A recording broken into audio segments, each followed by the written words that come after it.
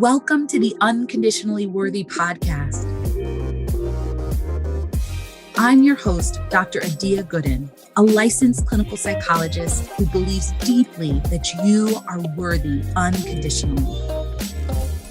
Hello, and welcome to episode 41 of the Unconditionally Worthy Podcast. If you are watching this, you may notice that my background has changed to a blank wall, and that is because we are preparing to transition the room that I use as my office into a nursery, and we're going to have some wallpaper put up this weekend. So pretty soon I will be moving my desk, my office downstairs. I'll have a different background. For those of you who are watching, who are wondering what happened to the bookshelf, what happened to the plant in the corner, we are getting ready to make this a nursery because baby girl is on her way and will be here in May, which is very exciting. So today on the podcast, I have a guest, Dr. Lakeya Omogun, and she is an artist and a professor who focuses on identity, ethnicity, and language, and thinking about our identities in dynamic ways. We really have a wonderful conversation. Lakeya shares her own self-worth journey, and we talk about how it's influenced her work as an artist, influenced her approach as a professor. And it's a really interesting and thought-provoking conversation. And I know that you're going to get so much out of it. So be sure to listen into the end. You are going to hear some really insightful and thought-provoking things that I think are going to help you think about how you want to live your own life in a powerful way. So love for you to listen in. As always, would so appreciate you leaving a rating or review to let us know what you think. And please share the episode with anyone you think would also resonate with it. Let's get into the show. So today on the podcast, I have Dr. Lakeya Omogun. She is a Nigerian and African-American woman who grew up between Detroit, Michigan, and Queens, New York. Growing up between both cultures and places shaped her views on womanhood. She identifies as an artist first, and her artistic nature is infused in all her work as a professor, writer, and TEDx speaker. Her core mission remains the same in each of these roles, shifting static ideas about identity, culture, and language. She does this work across educational, organizational, and digital spaces. Lakeya is a big advocate for women building and living the life of their dreams. I love that. When she's not busy working, you can find her in motion on a plane to visit her favorite people and new places, in the gym, or on a long distance run. So, Dr. Lakeya, thank you so much for being here on the podcast today. Welcome. Thank you for having me. I appreciate it. Awesome. So, I want to start our conversation where I start all of the conversations with my guests, which is asking you to share some about your own self-worth journey. Yeah. I would say my self-worth journey, when I think about when I can pinpoint where I can realize when it started, was shortly after I graduated from undergrad. So I was in my first job, maybe a year in, and I had some family and personal challenges as well as professional challenges on my job that led me to walk away. And so I had to, take a break. And I remember I was in New York at the time, and I remember having to go back to Detroit, Michigan, and kind of dodging people. I remember being at the mall one day and I saw a friend, and I did not want her to see me because I was like, oh my gosh, if she asks me, what are you up to? And I was like, I literally don't have anything. And that's when I realized that a lot of my worth was very much connected to my profession, my education, all my accolades. And I started therapy for the first time ever. And I realized that I needed to define myself and my worth and my value with something beyond the things that I do. Yeah. Thank you for sharing that. I think so many people, I know so many of the listeners can resonate with that. I think I resonate with that. I spent years and years and years attaching my self-worth to my academic achievements. And for me, I, didn't sort of realize that wasn't going to work until I defended my dissertation. So I sort of took that to the ultimate and, realized okay, actually, this isn't going to work either. And it sounds like you realized a little bit earlier, right? That there needed to be a shift because this identity, some of the identity around roles and accomplishments was taken away or lost by needing to leave the job and leaving New York and all of those things. Absolutely. Yeah. It just taught me like nothing is constant, right? Like, and if I put my stock and my worth in something that is, could change at any moment, then what happens to my identity? What happens to my sense of self-worth?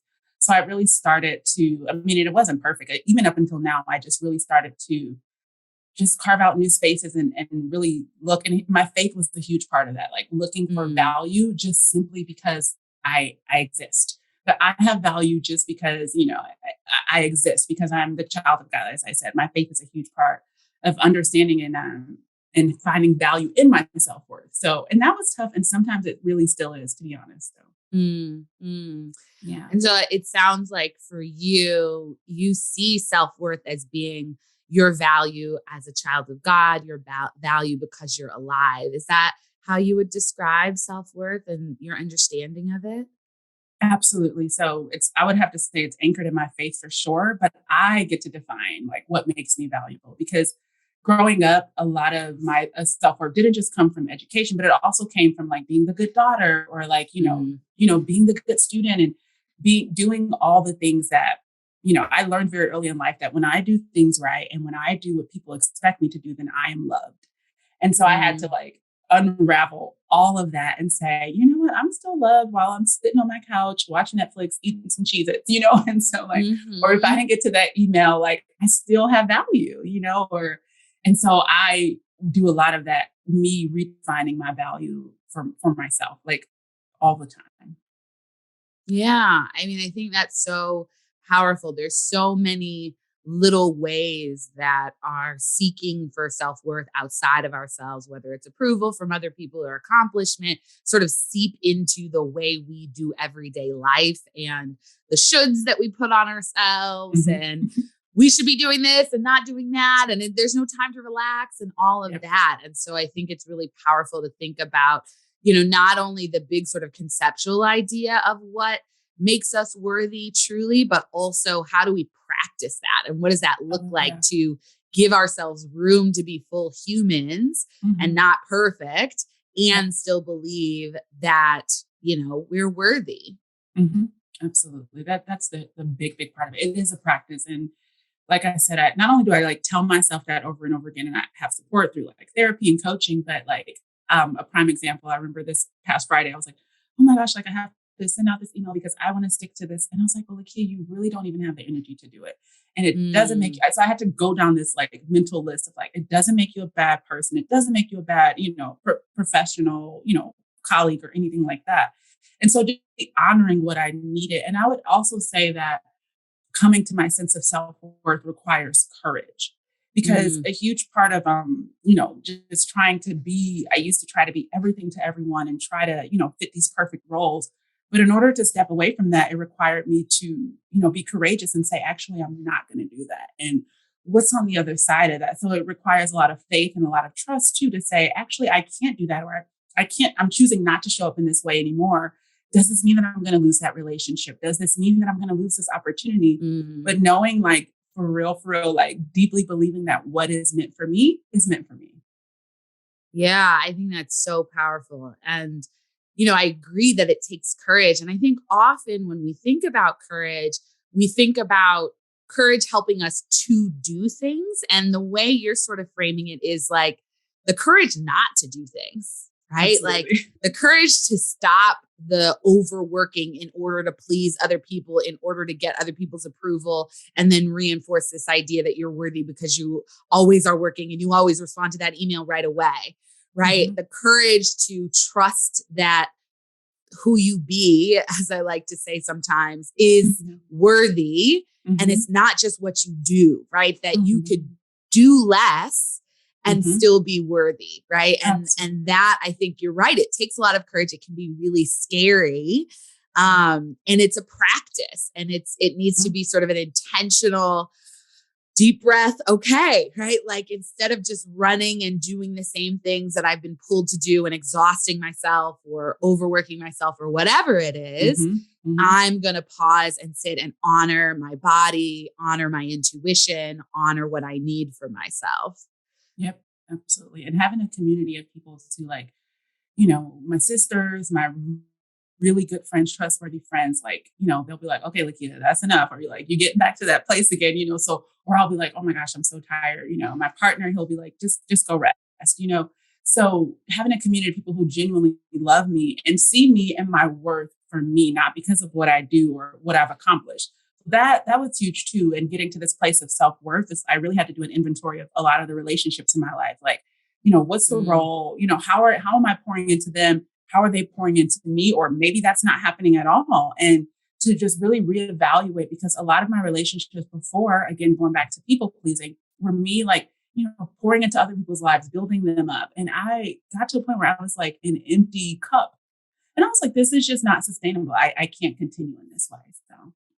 Yeah, it's such a good question, right? Like I think similar to you, I had developed when I didn't feel worthy, I developed all these relationships that were sort of one-sided, right? I was a caretaker, I was the helper, and it didn't always necessarily mean that that person was just a taker sometimes, but sometimes it was just that I never asked for help, or I never said I really had a problem, or I never allowed other people to step up for me. And so it was sort of an unlearning and even sometimes a courageous like willingness to be vulnerable, willingness to let other people help me because it felt good to be the one who has it together and the one who, is going to keep it and help other people. And, that felt good. And it feels harder to be the one who says, I don't have it together and I'm scared or I'm frustrated or I'm overwhelmed and I need your support.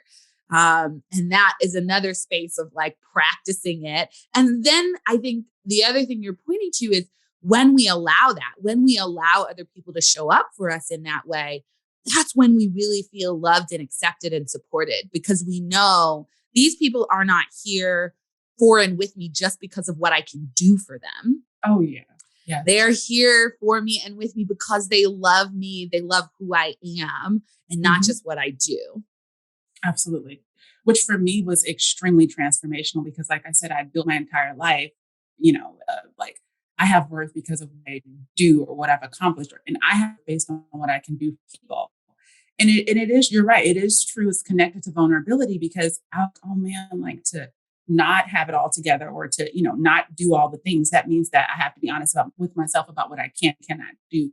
So I would say up until about like maybe 2.5, 3 years ago, that was when I started to let people support me and come into my life and, carry some of the load with me. And I would also say that in order to do that, it required me to understand that I'm worthy of being supported. I'm worthy of being helped. And that was like a game changer for me too. So. Thank you for sharing all of that. One of the questions that's sort of coming up for me as we talk, especially as I think back on your bio and you identifying as an artist first. And I'm, wondering how your self-worth journey has impacted your creative expression, the art you make. And, I sometimes have worked with clients and I know that there are people who sort of are artists who identify with this sense of needing to experience pain in order to create good art or needing to be sort of the starving, suffering, tortured artist. And so I'm curious about, whether you see any intersections in terms of the art you create. I know you do a lot of writing, right? And how you see your self-worth and how that's evolved over time. Yeah. So I started journaling when I was in high school. And I tell people that it was my therapy before I even knew therapy was a thing. And so like, I didn't feel like I had like an outlet to be able to like express myself. So my journal was the one place that I could just, be myself that, and then also dance, like took dance, like ballet, modern dance and things like that. And I find that I didn't realize it back then that was what was happening, but through writing and like moving my body, which is why I love working out so much, that is kind of like how I release. That's how I release like my emotions. And so I would have to say like my early stages of like creating art, I didn't realize that's what I was doing looking back, but a lot of it did come from pain, like deep, deep, deep, deep pain. And even now, like I'm still writing and I'm still, working on essays and things like that. And, just sharing things on social media. But it's funny because I know people always talk about like Mary J. Blige, her best album was when she had like all this pain and she was going through stuff. And it was like, when she got happy, like her albums got like really trash or weak. And a part of me is like, it's like kind of messed up to think that we can only think that we can create from a place of suffering and pain. And so like the $1 million question on the table for me now is like, what does creativity look like when I no longer want to be defined by my trauma, when I no longer want to be defined by my hardships? And if I'm going to be honest even more, it's like that kind of intersects with my identity as a Black woman, because as a Black woman, like, I don't think we're normally expected to show up as happy, as confident, as courageous, and just trying not to really feed into that narrative as much anymore. So really refraining from that. And so when I make art versus like back in the day, I'm really asking myself, like, who is this for? Like, who am I creating it for? Like, where's the place that this is coming from? And even if it's hard, not that I like do a happy ending like a Disney movie, but it's like, where's the hope? So I always make sure that whatever it is that I create it offers a glimpse of hope in some capacity.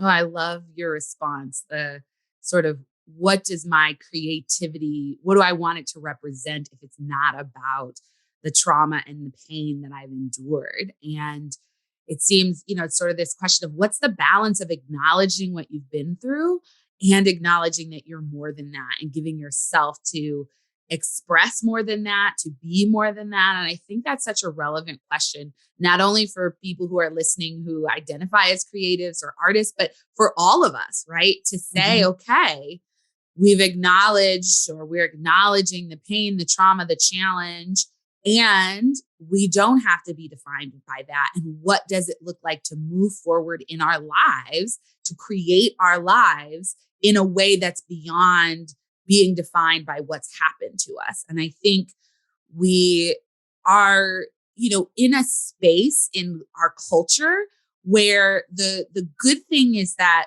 more and more people are acknowledging trauma. More and more people are acknowledging mental health issues and other challenges. I think the downside is that it does feel like there's a lot of people who are identifying with that, right? Sort of creating a victim identity, or I was traumatized. This is all of me. I am depressed. This is all of me. And I do think the next sort of iteration is the challenge of, okay, we're acknowledging, we're healing, and we're more than that, right? And there is joy and there's celebration. I think about, you mentioned being a Black woman and what does that look like? I think one of the things that I love about Black culture is our ability to celebrate and like have a good time, like break bread, have amazing food, sing, dance, have music, and just have this jubilance. Even in the midst of a traumatic or awful situation. Oh, yeah. And, sometimes that's stereotyped or depicted as they're happy, like the slaves are happy, right? But that isn't it. Right. It's actually that there's this active creation of joy and connection, even in the midst of hardship. And I think that that's a really powerful legacy of Black communities. Absolutely. That sort of comes to mind in this conversation. Yeah. And I think too, like, as we know, Black pain is profitable. Black pain, all the sadness, it is profitable. I think about one of the articles that I wrote, and versus like something else that I wrote, it was about like how hard my experience was in Austin, Texas, which was true, as a Black woman. But I think about like how far that one circulated versus like something else that I wrote that was like, light and airy. And I'm like, dang, like, and then I decided for myself that I'm not going to build my career, my writing career, my creative career off of pain just because it's profitable. It gets more views and more likes. And I'm like, no. So yeah.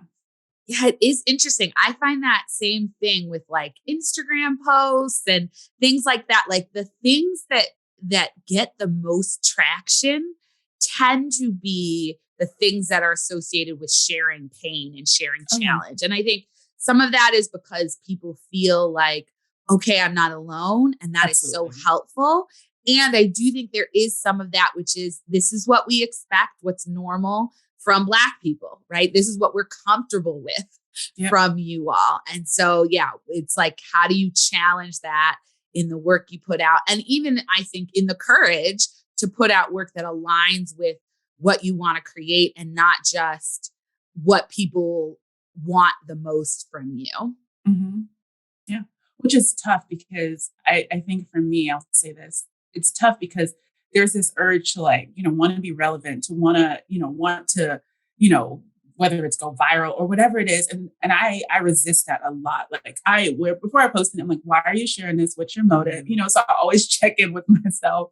And to make sure that like it's coming from a genuine, I don't always get it right, but I try to make sure that it's coming from a genuine place. So yeah, those are good questions. I feel like this brings us into the other aspects of the work that you do. And I'm hoping that you can share why you think it's so important to sort of think about identity, culture, and language in dynamic ways and how you practice that. absolutely. Yeah. I mean, it just all goes back to childhood. I grew up, my mom is African American, my dad is Nigerian. And I Mm, just remember, after they separated, lived with my mom and my sisters in Detroit, and we would spend the summers, almost every holiday in New York City with my father. And I just remember the moment that we would walk through his door, that I went from being Lakeya to Iori, which, makes sense. He would call me by my Nigerian name, but it was literally like we were catapulted into a totally different cultural mm, world. And so a lot of the things that I've been raised with on my African American side were considered disrespectful. We're not considered right. We're considered wrong in my Nigerian household. And I just remember feeling, and then I would go back to Detroit, and then there would be these perceptions about Africa, or, what does it mean to have an mm, African name? And I'm like, but that's not true. My dad's culture is very beautiful, and so I found that a lot of identities and expectations were put onto me. And I was like, but mm, I was literally always like trying to break out, but like, that's not true. And that's not, and so I just remember how it felt so stifling emotionally, physically. And that I saw that when I became a classroom teacher as well in New York City, that a lot of my West African students kind of went through that same thing. And it led, not just for me, but for them, it leads to like the shedding and hiding of who you are, the parts of mm. your identity that don't, are not glorified or beautified in society. And I just kind of got to a point where I was like, I want to look into this a little bit more. Like, what's behind this? And so that led me to my research studies. And so in my personal life, I make sure that I, actively, show up in ways that feel true and genuine to me. Like, yes, I'm a professor, yet, I have all these roles and titles, but I always make sure that no matter what, I show up in a way that is genuine to me. And a lot of that for me has to do with image. Like, how do I choose to show up? How do I choose to maybe wear my hair, or, the clothing, or, the red lip, or whatever it may be? Because it's like, this is maybe what a professor is, or this is what an artist Mm, looks like. And I'm like, but that's not true. That's not, I don't rock with that. And then in my work, that's literally through my teaching and my research. It is constantly challenging my graduate students, even in my publications, of really thinking about ways that identities are not just static, that if you are Black, you don't just feel like this. If you are Nigerian, you don't just like jollof rice, so, mm, and the reason why I do this work is, again, it's personal to me, but it really comes down to freedom. That I think we mm. talk about racial justice, we talk about like, justice, gender equity, but true freedom that I found in my personal life. And I, try to, amplify this message in everything that I do, is being able to choose for yourself how you want to show up in the world. Yeah. Yeah. I think that's so powerful. The freedom to just be you, to like what you want to like, to show how you want to show up. And I had a conversation with a good friend and colleague of mine in season 2, and we were sort of talking about how often people from minoritized populations feel like they have to live in contrast to, right? To prove the stereotypes wrong. I'm going to prove this stereotype about Black people wrong. I'm going to prove this stereotype about, African immigrants wrong. I'm going to prove, Mhm. right? And then your whole life becomes proving these misconceptions wrong instead of being truly about what's right for you or how you want to show up, how you want to express yourself. And so I love that you're framing it in that way, because I think, one of the things that often white people, especially when they're in the majority and they have the power, is that they're free to be without fear that if I act a certain way or do a certain thing, this is going to reflect on my whole group, because that isn't what happens. Right. Yep. And, I think the pressure and the stress that Black people experience of like, I can't do this or that. I don't have the space. One, because maybe there's going to be a consequence with police that might take my life, or maybe, this person won't respect me and I won't get tenure, or I won't get this, or I won't, you know what I mean? I won't get a promotion. Right. And so there's so much pressure that does constrict us. And so the framework of doing this for freedom is really powerful. And that is where art comes in, because art, unlike other, regimented forms of whatever, art, there are no boundaries when you think about art. There, you can create, you can be anything, you can, use whichever colors you want, or use whichever language you want in your, your writing or in your photography or your videos or whatever it may be. And so I believe that art is a huge part of experiencing that freedom too. Yeah, I think that makes sense, because part of what I was thinking as you were talking, since you are, a professor, you are in this academic world, is sort of my own experience in academia and some of the restrictions that you often feel, right? There's so many ways you feel it, but one of the ways is in writing, right? There are these sort of formulas. There are these ways that you are supposed to write, and different fields have different regulations, but it's often, devoid of first person language, devoid of opinion. And everything you write has to be cited by 3 relevant articles from the last 10 years, right? And it's just so restrictive. I found I'm wrapping up writing a book on Black women's mental health. And I found myself very frustrated. And, I loved writing the book. So generally the book writing was great, and feeling frustrated when I felt confined to white Western academic norms around citing. And I'm like, I don't want to have to cite everything I say about Black women's experience, because some of this stuff, there hasn't been research. And I just know it. I know it from my experience. I know it from my clients. I know it from my friends and family. And so there is this sort of restriction that is challenging, I think, to navigate. It was challenging for me to navigate as a Black woman. And I wonder how you navigate it, what that looks like for you. Yeah, it is. I would say that was the hardest part of even starting my research, because they're like, I remember when I had to do like a literature review of all the research that had come before, focusing on like, I was like, I want to focus on Nigerian immigrants. And then I, search for all the literature. I'm like, there is none. And they're like, well, you need to cite people. And so I remember having to like broaden my topic to just talk about immigrants of color. Right. And there was lots and lots of literature out there about like, Latinx immigrants as well as Asian immigrants.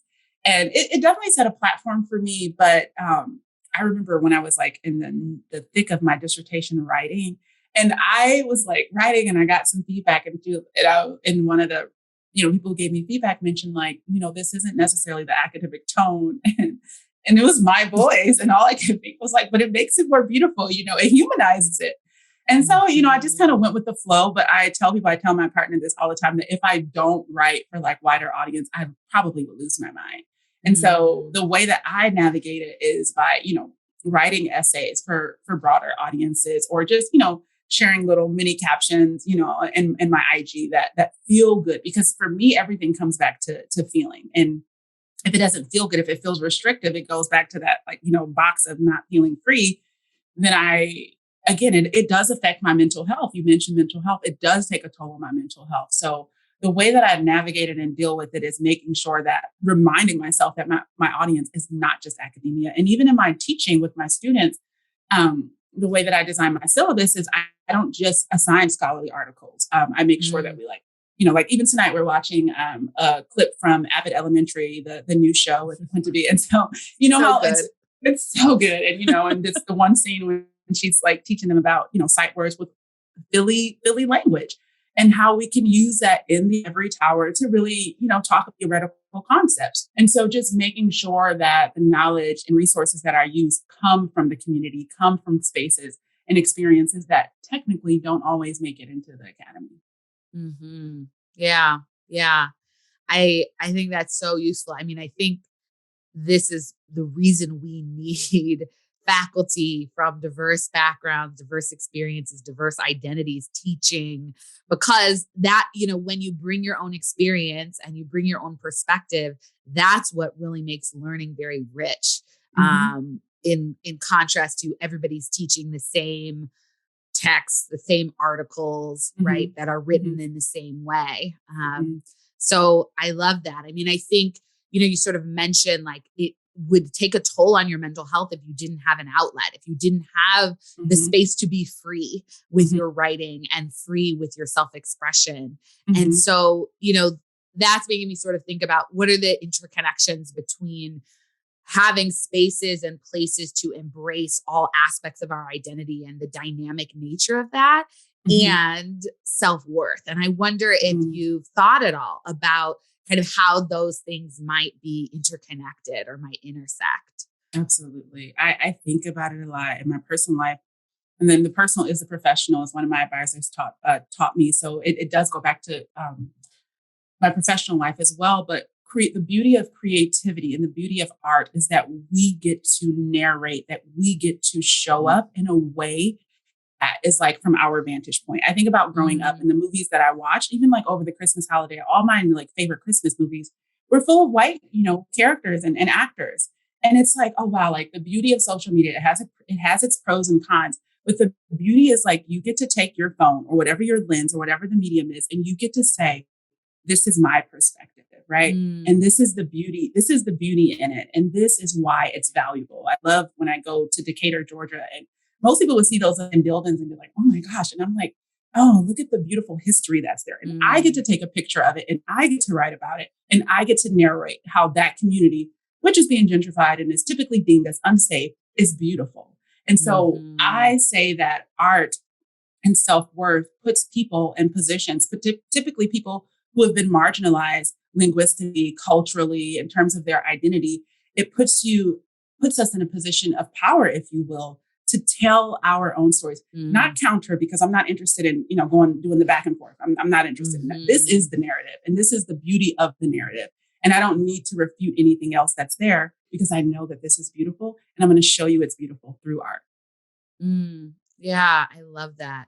Creating your own narrative, creating and determining who you are, and also turning a lens on what you see as valuable, which, is often overlooked by mainstream media, by advertising, or, as we often see, is sort of like at some point down the road, it becomes popular and you see people like in mainstream wearing do-rags and like wearing door knocker earrings and like doing all, wearing cornrows. And it's like these things that we were vilified for decades ago are now popular. And it's not even necessarily like Black people are doing it in the mainstream. It's non-Black people, right? And so it's sort of, it's like, how do you self-define? It makes me think there's this Instagram handle. I don't think I've seen anything from them for a while. I think it's called Brit Sense. I don't know if you've ever seen them, but it's a photographer.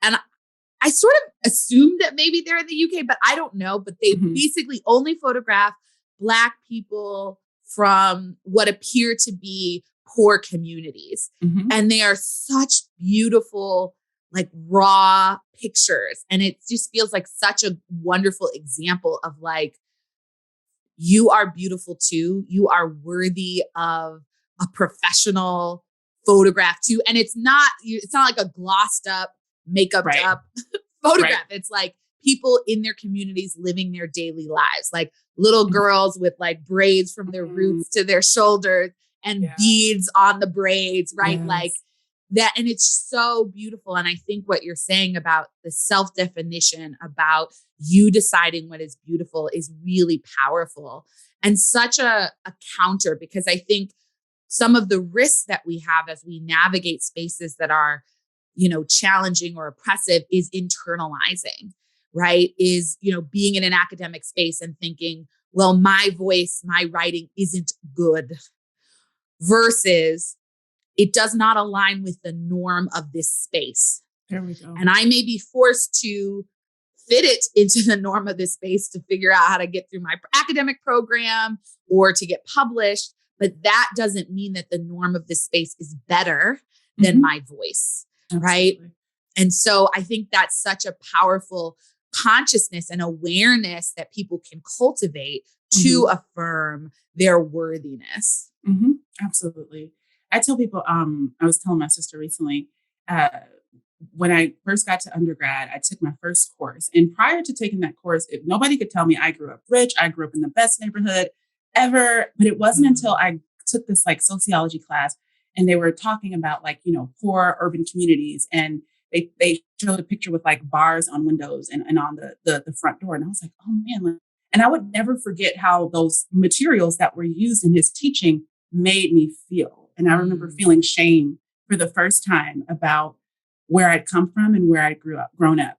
And I just remember like, and fast forward to my first semester as a professor last quarter. And one of my students, she's a young Black woman. She came up to me and she said, thank you so much for, making me seen in this class. She said, this is the first course that I've taken where, the professors have taught about Black people, but I didn't feel ashamed.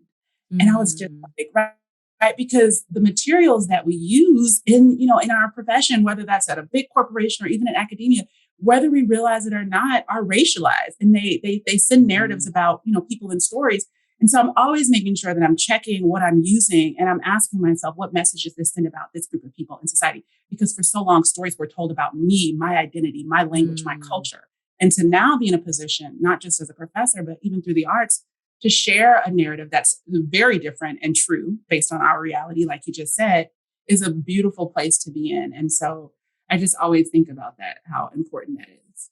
Yeah. I mean, it seems like such an important model, right? So there's another sort of question I had is sort of how do organizations and institutions shift this, right? How do they embrace dynamic, versions of identity instead of static versions? And it feels like, one model is showing images and talking about things from an affirming perspective. But I'd love to hear, the other thoughts you have for the people who are listening, who maybe are teachers or professors or, leaders in an organization. How do they start to make this shift? Yeah, I think about that a lot too, because I always think about, well, who's doing the work? Who's making the shift, right? And generally it's not people who are marginalized, right? And we talk about intersection, right? Like we're not just race, we're talking about class and all these different things, right? There are, people who are very privileged and Black economically or whatever. And so I just think about how organizations, institutions need to put people of color, diverse identities in positions of leadership that, the ones who are designing, curricula or designing the policies at big companies, because it's not just coming from a place of this is work, but it's almost impossible, at least for me and a lot of, my friends and colleagues, it's almost impossible to separate the personal from the professional. So when you're thinking about designing a program, when you're thinking about designing a course, it's coming from a perspective that is not just what it's supposed to be, but it's based on lived experiences, like you mentioned. So I think a lot of that is putting people from diverse backgrounds in positions of leadership, trusting that we can do the work, and also opening up ideas and understanding about how work should be done in the first place. That if we really want to see some change and shifts in society, then we also need to shift and change the way that we even conceptualize and think about work and how this work can be done. And so I would say that those are my two things, diversifying who's in charge, and then also rethinking what does it even mean to do work and to show up at work, and making sure it's not rooted in like a Western way of being. Western capitalist. Western work, capitalist. work. I'm like, I feel like I'm just in the space where I am releasing the overworking habits that really drilled down in graduate school. Like I had some of my own stuff, but like the overworking, the constant working, the always working, that was certainly solidified when I was in my PhD program. Same. And it's taken a while to like throw that away and take that away. And it's really wonderful to be in a new space, but it's been an adjustment. That's great. Yeah. I'm working on that as well. Like just really closing my laptop at a certain time, only working certain days a week. And and again, going back to that first question, understanding that I still have value because, it's the weekend and I'm hanging out with friends or just doing something for me, going on a walk, all that good stuff. Yeah. Yeah. I mean, it's important and it's powerful. I think the thing I might add to the recommendations of what organizations, and I'm thinking, in particular, academic institutions can do is, continue to get better at naming the centered culture and naming who the observer was, who's writing the article, what perspective is this coming from? Because historically, whiteness is centered, right? Which means if it's a white sociologist going in to observe a poor Black community, the frame is this is objective. Absolutely. Not that the sociologist is biased because of their own life experience, their own stereotypes, their own whatever, but that this is an objective account of who these people are and how they live, right? And as we can continue to say, okay, this is centering whiteness. This person is coming from this perspective. So you share an article and you say, okay, let's talk a little bit about the author. Not to vilify them, but like, how has their perspective and identity from this space and place impacted the work, what they are saying about these people or what they are saying in this article? How does that influence? And I think that, different disciplines are moving more into that, but I think it's so important to remove the objectivity that is connected to whiteness as a norm. Absolutely. As we make room for different perspectives, and it gives room to challenge so that it's not, this is just truth, but this is this person's perspective. And so let's have a conversation about this and about what might be missing, what we might be overlooking, and whose voice isn't being represented here. And I agree. And we do a lot of that work in my courses. We always start off with, I go way back in time, like the ethnographic pieces and like, who wrote this? And I really ask them the question, whose knowledge is valued? And so just like, like you said, asking all those questions. And then I always like to start history and then bring it back to today. How do we still see these same historical ideas represented in where we are today in society? So, and in education. I love that you're doing that. I think that's so great. Well, this has just been such a wonderful conversation. I wonder if you have any final thoughts or reflections that you'd like to leave the listeners with. If you don't, that's okay. But anything that's sort of jumping out at you that you want to share about self-worth, about identity, creativity, sort of any of the things that we've touched on today? Yeah, I will share a truth that I finally come to embrace and accept, and that is you can create the life that you want to live. Is it easy? No, but it is possible. And so that's what I'll just end with.